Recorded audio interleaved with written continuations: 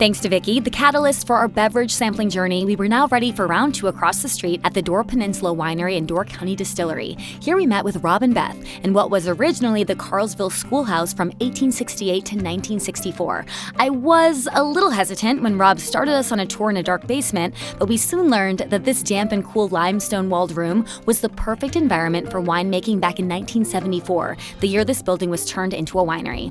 Today, the wine cellar houses archival photos and objects from when it was a schoolhouse and a 1970s winery. Shelter life in cold countries. Through the grade book, we sometimes have people whose relatives went here, so they'll flip through, see how Uncle Carl did in English.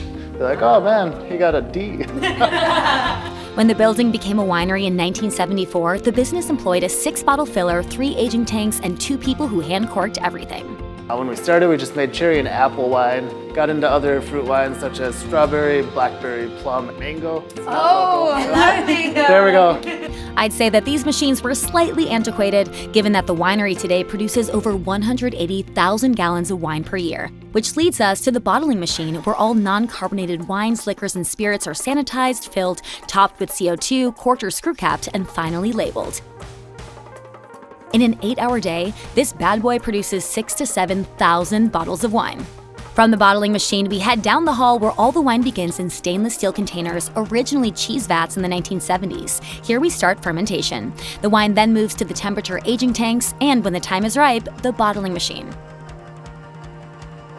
Last but not least, we end at the distillery, which opened in 2011. The Door County Distillery houses a 600-gallon Italian pot still which produces whiskey, rum, and brandy. This room also houses the mash tun for whiskey production. Finally, we make our way over to the lounge, which was designed to look like the inside of a barrel. The heating and air conditioning unit was even designed to look like a still. Below is the original 150-gallon German copper still. Today, every product goes through this still for refining. We'll head to the distillery bar. Ooh, sounds good. That's where we found Charlotte earlier. Ooh, apple brandy. Luminous vodka, check.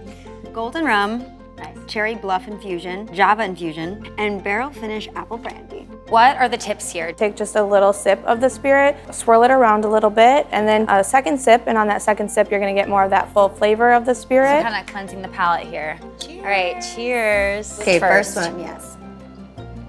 Having learned the proper tasting techniques, we were ready for the wine bar where we met JT. Hi, ladies. Are you JT? Yes, I am. I heard that you have some wine for us. I definitely do. Everybody gets 5 complimentary samples. You got a front and back menu right here. Okay, I have to try the Sinister. You got it. It's our most popular dry red wine. Oh, it is? Yeah. Swirl it around the cup, and then you'll kind of take a look-see at what we call legs.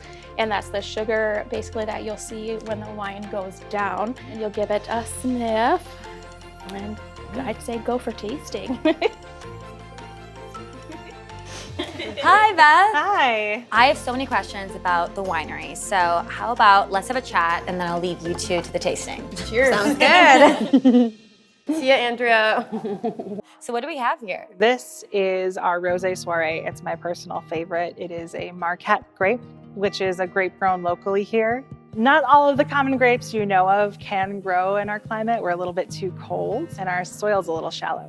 If you ever see a bottle that says Wisconsin Ledge AVA, that means it was grown in Door County. Did you have a background in winemaking or distilling before this? Everything I learned here on the job. And we try to make wine fun and approachable for everybody. How would you describe the people of Carlsville? The Carlsville community is wonderful. Huge businesses across the street. It's like your next door neighbor. Are there any fun facts about Carlsville that most people wouldn't know? When Carlsville was named, it was named because there were 12 or so people who lived here, and 5 of them, I believe, were named Carls. So, no, it's a true story. Beth, this has been so amazing. I've learned so much. The wine has been incredible. Spirits are so good, so thank you so much. Thank you. Thanks for coming. I will definitely be back. I wondered how much chaos Sabrina and Charlotte were causing at the wine bar and headed back out to rally the troops for one last bout of tasting at the Food and Fudge bar and another round of local shopping. All of our fudge here is homemade. The woman who makes it, she's been making fudge for over 30 years. Our specialty is made with our sweet cherry wine. I'll try some of the dark chocolate. Cheers! okay, that's perfect. They'll love that for the dogs. I think she'll like this. Look how hard that one would be. Oh.